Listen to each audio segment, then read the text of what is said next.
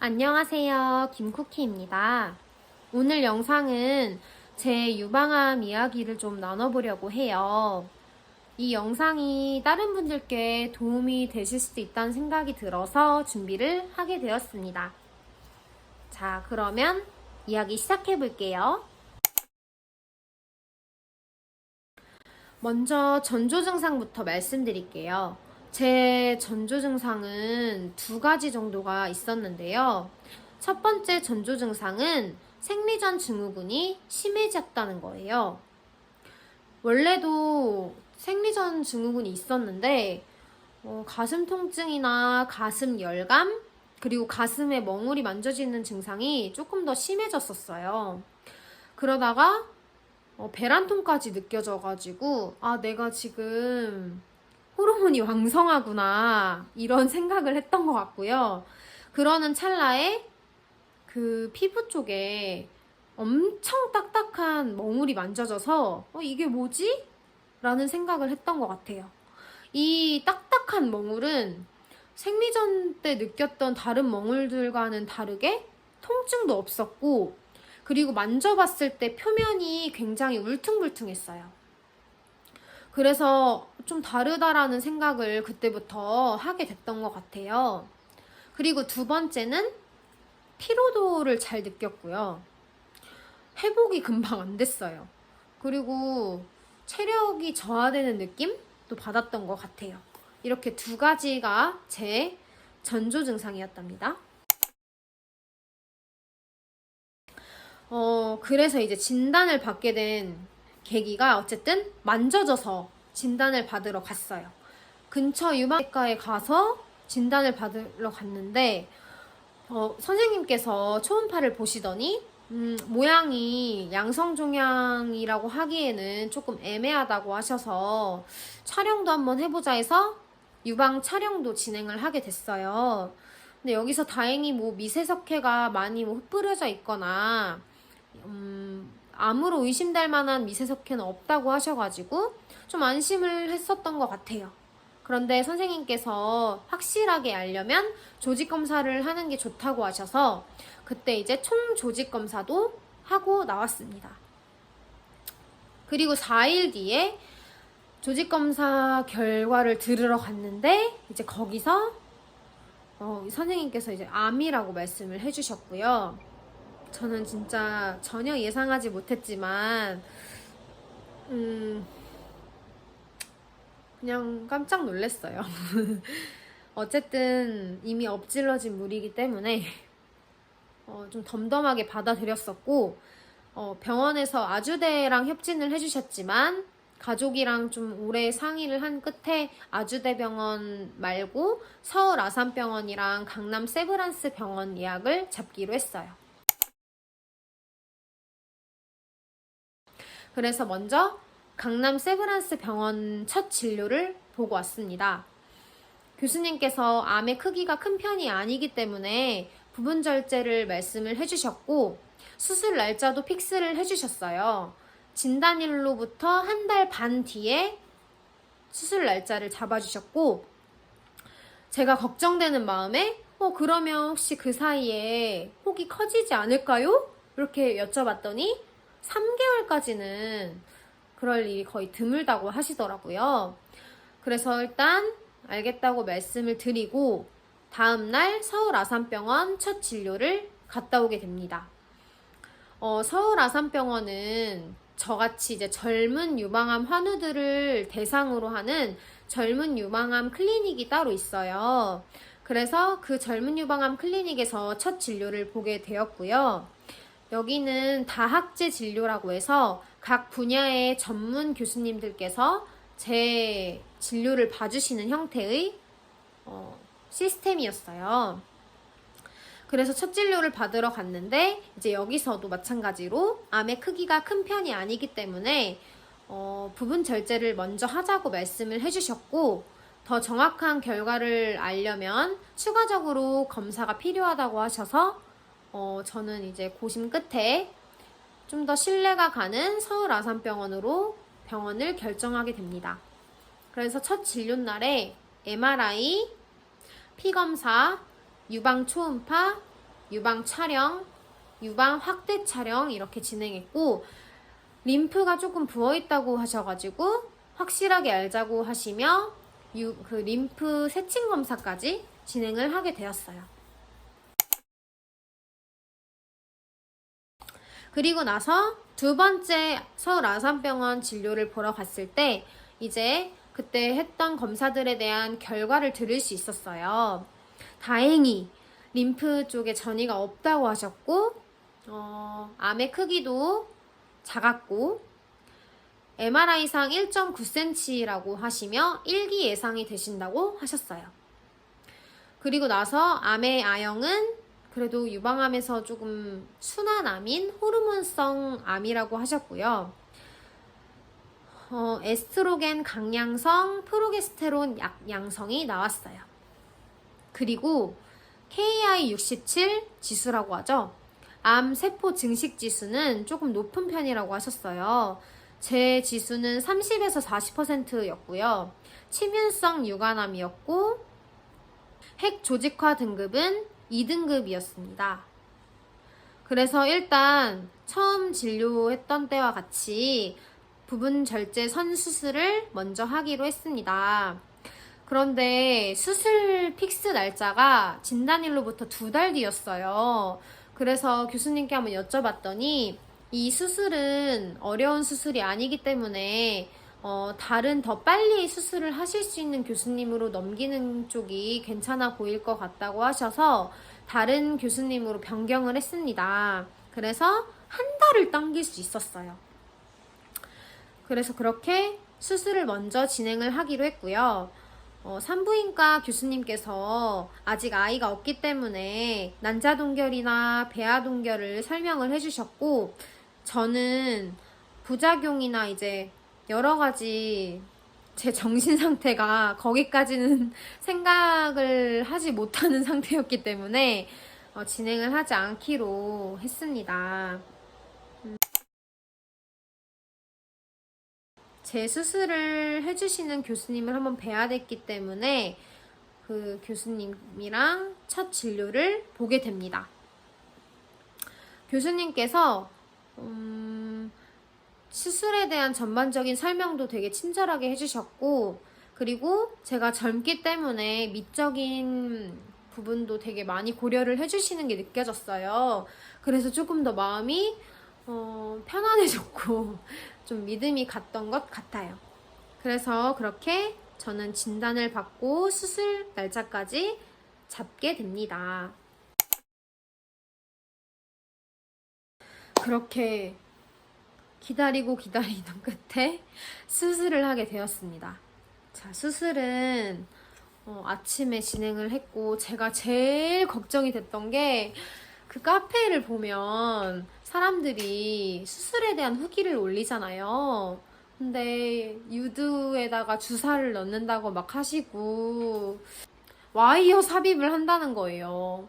그래서 제가 너무너무 걱정을 했는데, 저는 다행히 2개 다 진행을 하지 않았고 수술장에서 진행을 하게 됐어요. 이유를 생각을 해보니까 저는 이제 암이 유두랑 가까웠기 때문에 직접 교수님께서 초음파를 보시면서 이 유두와 그 암의 사이를 이렇게 스쳐 지나가는 수술 방법을 하신다고 했어가지고 따로 그 와이어 삽입이나 유륜 주사를 맞지 않았던 것 같아요. 그래서 다행히 저는 수술실에서 진행을 하게 되었습니다. 그리고 수술은 정말 잘 됐다고 해주셨고, 정말 실제로 제가 딱 마취에서 깨서 수술 부위를 봤는데 유륜을 따라서 이렇게 절제를 조금밖에 안 해주셔가지고 굉장히 만족스러웠어요. 티가 별로 안 나더라고요. 그리고 저는 배액관 1개를 달고 나왔습니다. 수술로 떼낸 조직으로 옹코검사를 진행을 할 수 있었어요. 이 옹코검사는 호르몬성 유방암 분들만 시행을 할 수 있는 걸로 알고 있고, 이 옹코검사 점수에 따라서 고위험군이 나오면 항암을 진행하고 저위험군이 나오면 항암을 패스하는 이렇게 기준을 잡아준다고 하시더라고요. 그래서 저는 수술을 마치고 바로 그 조직을 미국으로 보냈습니다. 온코검사는 미국에서 하는 거거든요. 비용도 엄청 비싸요. 하지만 실오라기 같은 항암 패스를 위해 온코검사를 맡기게 되었습니다.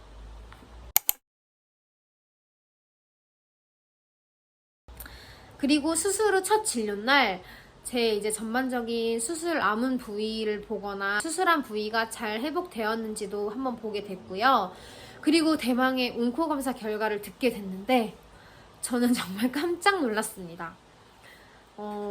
암의 크기도 작고 그리고 전이도 없었기 때문에 당연히 항암을 패스할 수 있을 거라는 생각을 했지만 점수가 고위험군 점수가 나왔어요. 그래서 교수님께서 항암을 진행을 해야 될 것 같다고 말씀을 해주셨고 그 당시 제가 결혼을 4개월 앞두고 있었기 때문에 굉장히 그게 더 충격적이었던 것 같아요. 하지만 어쩌겠어요. 지금 그게 중요한 게 아니잖아요. 그래서 항암을 진행하기로 했고 종양내과 교수님 진료를 잡아주셨습니다. 종양내과 첫 진료 때 교수님께서 점수가 높아서 예방 차원으로 항암을 진행을 한다고 하셨고 TC 항암 4차 총 3개월 동안 진행을 한다고 말씀해 주셨어요. 그렇게 항암 계획을 하게 되었고 지금 저는 항암 2차까지 마친 상태입니다. 그리고 항암을 4차까지 다 맞고 나서 방사선 치료를 한다고 해요. 저는 부분 절제이기 때문에. 그래서 방사선 치료가 1달 반 정도 걸린다고 말씀을 해주시더라고요. 그래서 저는 이렇게 지금 치료를 하고 있답니다, 여러분. 정말 말이 너무 길었죠? 그래서 저는 진단부터 이 치료까지 파바바바박 잘 왔던 것 같아요. 그래서 이 영상을 보시는 그 구독자 여러분도 너무너무 걱정하지 마시고 교수님을 믿고 신뢰하면 저처럼 빨리빨리 치료를 받으실 수 있을 거라고 생각합니다. 그리고 제가 블로그를 운영하면서 여러분들이 질문을 많이 남겨주셨어요. 나의 증상과 이제 김쿠키님의 증상을 비교하기 위해서 여러 질문을 해주셨는데 많이 질문해주셨던 몇 가지 질문을 제가 뽑아왔어요. 먼저 혹시 입원은 며칠 하셨냐? 입원은 기본적으로 부분절제일 경우에 3박 4일 정도 한다고 하더라고요. 근데 저는 배액관을 달고 나와서 이 배액관을 뗄 때까지 있는 게 낫다고 생각을 해서 4박 5일을 입원을 했습니다.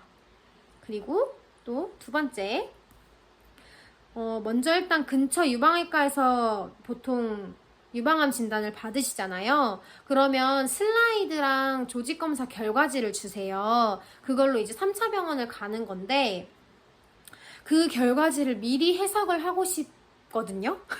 그렇게 진단을 받으면 나는 어떤 유방암이지? 나는 전이가 된 건가? 크기는 몇이지?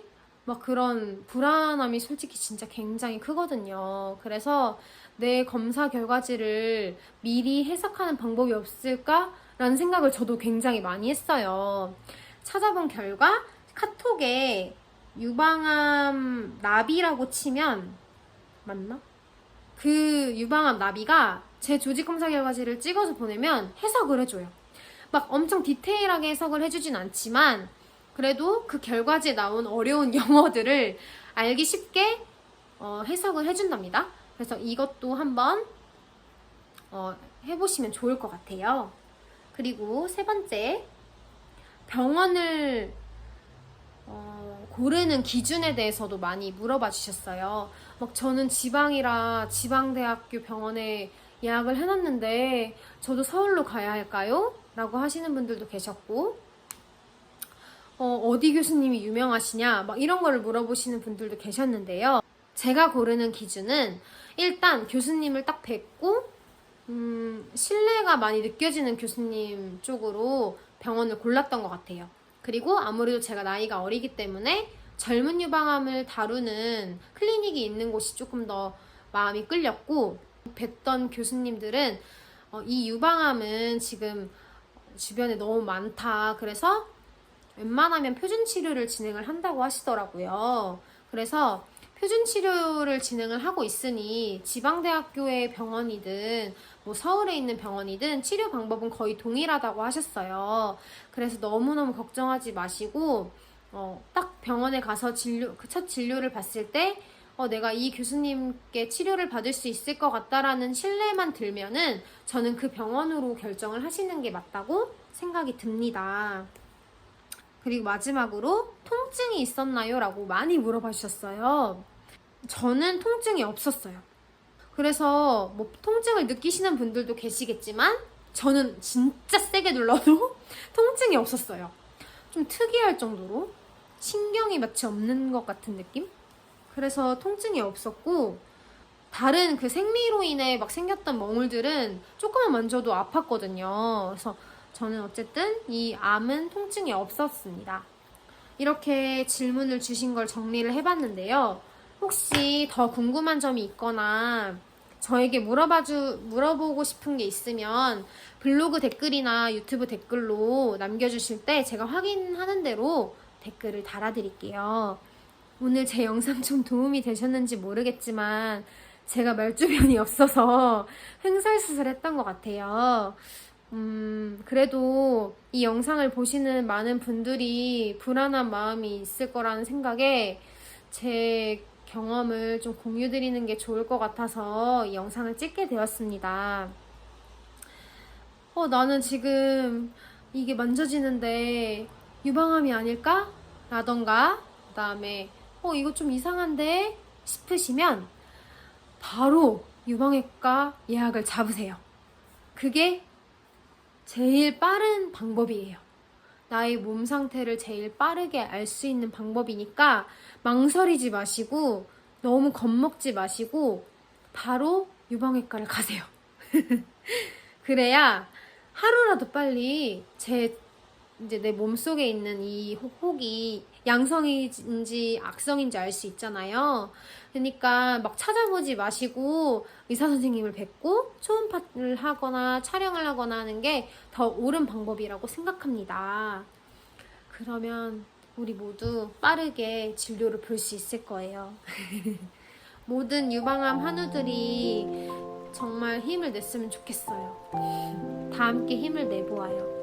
그럼 오늘도 영상을 시청해주셔서 너무 감사합니다. 안녕히 계세요.